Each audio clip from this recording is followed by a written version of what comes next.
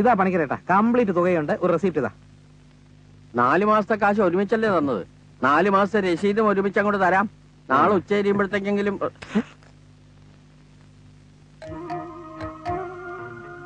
ബാക്കിയുടെ ഇങ്ങെടുക്ക്. കുഞ്ഞുങ്ങൾക്ക് കളിക്കാൻ കൊടുക്കാൻ വേണ്ടി ഒരബദ്ധം കാണിച്ചു. കുഞ്ഞുങ്ങൾക്ക് കളിക്കാൻ കണ്ടവന്റെ മുതലേ കിട്ടിയുള്ളൂ. നാളമില്ലേ? ലക്ഷക്കണക്കിന് രൂപ സമ്പാദ്യമുള്ള തനിക്ക് എച്ചിത്തരക്ക്.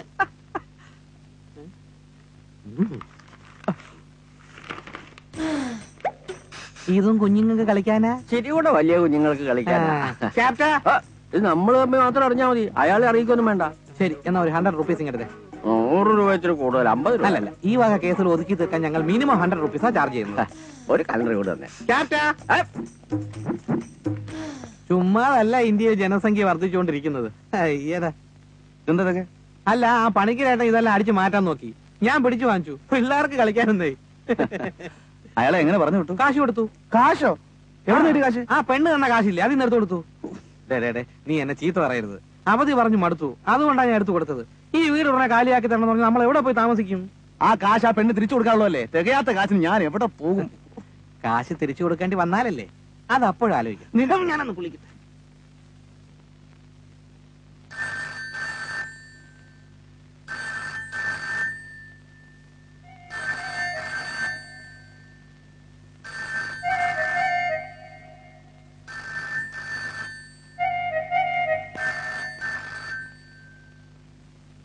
ഇതാ സ്ത്രീയുടെ ഫോണായിരിക്കും, ഒന്ന് എടുക്ക്.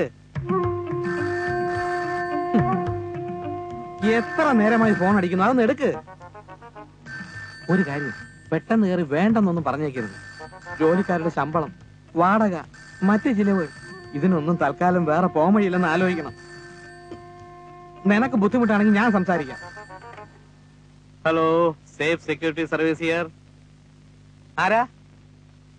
അതെ അതെ, പപ്പനാണ്. അതെ, ഇന്നലെ കണ്ട ആള് തന്നെ. ഇല്ല, പുറത്തു പോയിരിക്കാണ്. എന്നെ എല്ലാം പറഞ്ഞ് ഏൽപ്പിച്ചേച്ചാ പോയിരിക്കുന്നത്. ഹരിഹരനും പപ്പനും ഒക്കെ ഒന്ന് തന്നെ. ഇവിടെ ഞങ്ങൾ തമ്മിൽ രഹസ്യമൊന്നുമില്ല. നിങ്ങൾ ഏൽപ്പിച്ച ജോലി ഞങ്ങൾ ഏറ്റെടുക്കാൻ തീരുമാനിച്ചു കഴിഞ്ഞു. പിന്നെ ചില കണ്ടീഷൻസ് ഒക്കെ ഉണ്ട്. വിചാരിച്ച പോലെയല്ല കാര്യങ്ങള്. അല്പം ചെലവ് കൂടും. പിന്നെ ചില പ്രാഥമിക അന്വേഷണങ്ങളൊക്കെ ഞങ്ങൾ നടത്തി. അല്ല, ഇവിടെ പുറത്ത് ഹോം ഗാർഡ്സിന് ട്രെയിനിങ് നടന്നുകൊണ്ടിരിക്കുന്നു. അതല്ല, ചെലവല്പം കൂടും. ചെലവൊന്നും പ്രശ്നമല്ലെന്ന് അറിയാം, അത് വഴി അറിയിക്കാം. പിന്നെ ഒരു കാര്യം, നിങ്ങൾ ഏൽപ്പിച്ച ജോലി ഞങ്ങൾ ആത്മാർത്ഥമായി ചെയ്യും. പക്ഷേ വിജയിച്ചാലും പരാജയപ്പെട്ടാലും ഫീസ് കൃത്യമായി തരണം. അതിലൊരു കുറവുണ്ടാവരുത്. ചുമ്മാ ഇരിടോ. അയ്യോ സോറി, ഇവിടെ ഗാർഡ്സിന്റെ അടുത്ത് പറഞ്ഞതാ. ശരി, അപ്പൊ വീണ്ടും വിളിക്കില്ലേ? തുടങ്ങാനൊന്നുമില്ല, തുടങ്ങിക്കഴിഞ്ഞു. അയ്യോ, നീ എന്തൊക്കെയാ അവരോട് പറഞ്ഞത്? പിന്നെ കാര്യങ്ങൾ വ്യക്തമായി പറയണ്ടേ? നീ എന്താ ചെയ്യാൻ പോകുന്നേ? അതൊക്കെ ഞാൻ പറയാം. നീ എന്റെ ഒപ്പം ഒന്ന് നിന്ന് തന്നാ മതി. എനിക്കെന്തോ ഇത് വരാൻ പോകുന്ന ഒരു ആപത്തിന്റെ സൂചനയായിട്ടാ തോന്നുന്നു. എനിക്ക് നേരെ മറിച്ച. പപ്പ പറയുന്നു കേക്ക്. നമുക്ക് പൈസക്ക് ബുദ്ധിമുട്ടുണ്ടെന്നുള്ളത് സത്യം. എവിടെന്നെങ്കിലും കടം വാങ്ങിച്ചാണെങ്കിലും ഞാനത് മേക്കപ്പ് ചെയ്യാം. ഇനി ആ സ്ത്രീ വിളിക്കുമ്പോൾ നമുക്ക് സാധിക്കില്ല എന്ന് പറഞ്ഞ് പണം മടക്കി കൊടുക്കുന്നതാണ് നല്ലത്. നീ എന്നെങ്കിലും ഒരു നല്ല കാര്യം നടക്കാൻ നേരാമണ്ണം സമ്മതിച്ചിട്ടുണ്ടോ? പേടിയും മടിയും നിന്റെ കൂടെ പറപ്പാ. ഇനി നമ്മൾ എന്തായാലും ഈ ജോലിന്ന് പുറകോട്ടില്ല. വരുന്നിടത്ത് ചെയ്യണം. എടാ,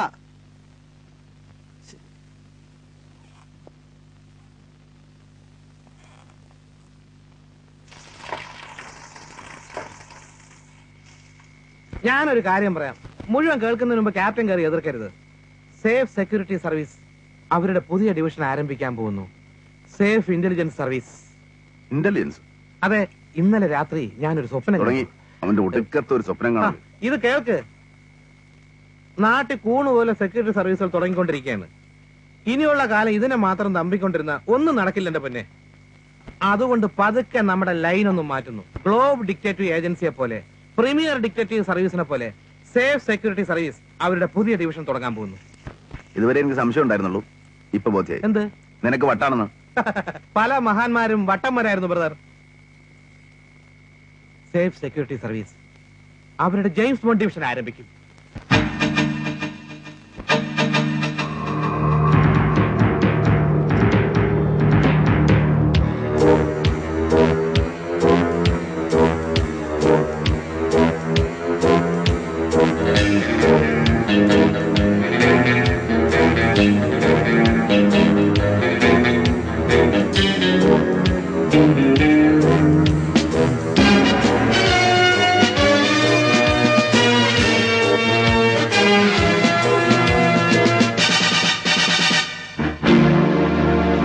ജെയിംസ് ബോണ്ട് സൂപ്പർ പവർ നീ എൻ മുന്നിൽ കാലത്തവർ ജെയിംസ് ബോണ്ട് സൂപ്പർ പവർ നീ എൻ മുന്നിൽ കാലത്തവർ സീക്രട്ട് ഏജന്റായി കുറ്റക്കാരെ തേടാൻ മാർക്കറ്റുള്ളോ നല്ലോ ക്യാപ്റ്റൻ നേതാവല്ലോ സീക്രട്ട് ഏജന്റായി കുറ്റക്കാരെ തേടാൻ മാർക്കറ്റുള്ളോ നല്ലോ ക്യാപ്റ്റൻ നേതാവല്ലോ ജെയിംസ് ബോണ്ട് സൂപ്പർ പവർ നീ എൻ മുന്നിൽ കാലത്തവർ ജെയിംസ് ബോണ്ട് സൂപ്പർ പവർ നീ എൻ മുന്നിൽ കാലത്തവർ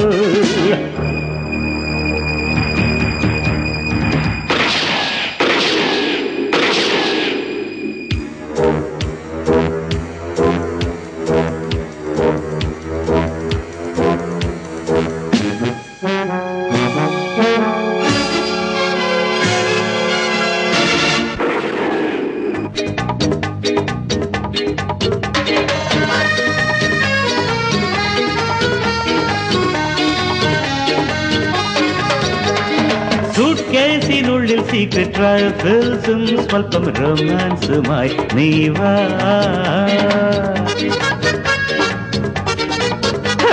സൂട്ട് കേസിനുള്ളിൽ സീക്രട്ട് റൈഫിൾസും സ്വല്പം റൊമാൻസുമായി നീ വാ നിന്നെ കണ്ടാൽ കണ്ണും കണ്ണും കൊണ്ടാൽ ചൊല്ലും ഏത് കന്നി പെണ്ണും രാജാവായി വാ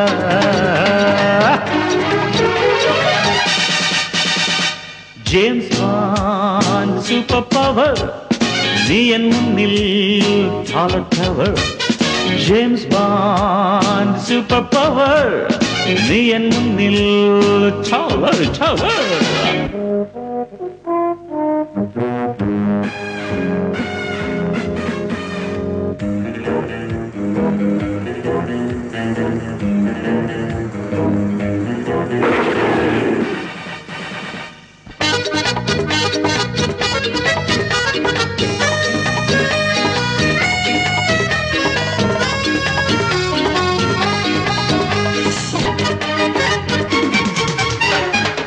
കാനറിയും റോജർ മൂറും ചേർന്നുള്ള ചേലുണ്ട് കാണാൻ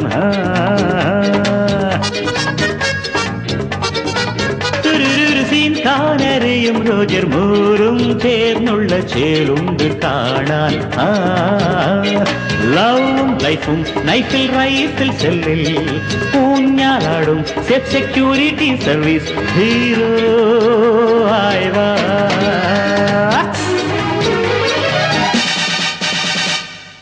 ജെയിംസ് ബോണ്ട് സൂപ്പർ പവർ നീ എൻ മുന്നിൽ കാലത്തവർ ജെയിംസ് ബോണ്ട് സൂപ്പർ പവർ നീ എൻ മുന്നിൽ കാലത്തവർ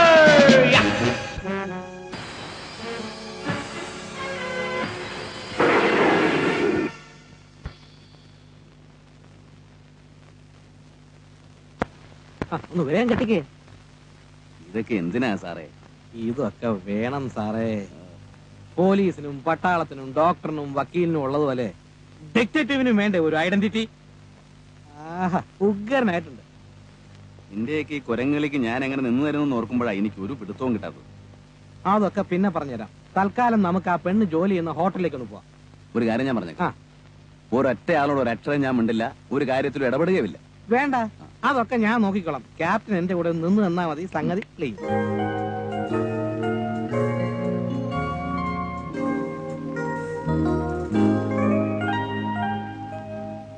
രാജി എന്ന പേരിൽ ഒരു പെണ്ണിവിടെ ജോലിയിലില്ല. ഓഹോ, ഇപ്പൊ ഇവിടെ ജോലിയിലുള്ള പെണ്ണുങ്ങളുടെ പേരൊക്കെ പറഞ്ഞേ. എന്ത് കാര്യത്തിനാണ് നിങ്ങളെ ബോധ്യപ്പെടുത്തുന്നത്? നിങ്ങൾ പറഞ്ഞ പേരിലുള്ള ഒരു പെൺകുട്ടി ഇവിടെ ഇല്ലെന്ന് പറഞ്ഞില്ലേ? ഇപ്പോൾ ഇല്ലെങ്കിൽ വേണ്ട, മുമ്പുണ്ടായിരുന്നോ ചോദിച്ചത്. ഇത്രയൊക്കെ വിസ്തരിച്ച് ചോദിക്കാൻ താനാരാ? ഞാൻ ആരെങ്കിലും ആവട്ടെ, ചോദിച്ചതിന് സമാധാനം പറ. അങ്ങനെ ഒരുത്തി ഇവിടെ ഉണ്ടായിരുന്നോ ഇല്ലെന്നോ ചോദിച്ചത്. വല്ലവന്റെ സ്ഥാപനത്തിൽ കയറി മെക്കെട്ട് കയറുന്ന പിടിച്ച് പുറത്താളടാ. ഞാനൂല് നിന്റെ തന്തയാടാ. തന്തയ്ക്ക് വിളിക്കുന്ന ഇറങ്ങി പോടാ.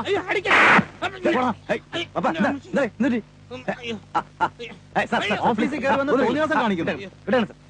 സാർ പാവാണ് സാർ, ഞാൻ നോക്കില്ല സാർ, ഞാൻ നോക്കില്ല സാർ, പാവാണ് സാർ.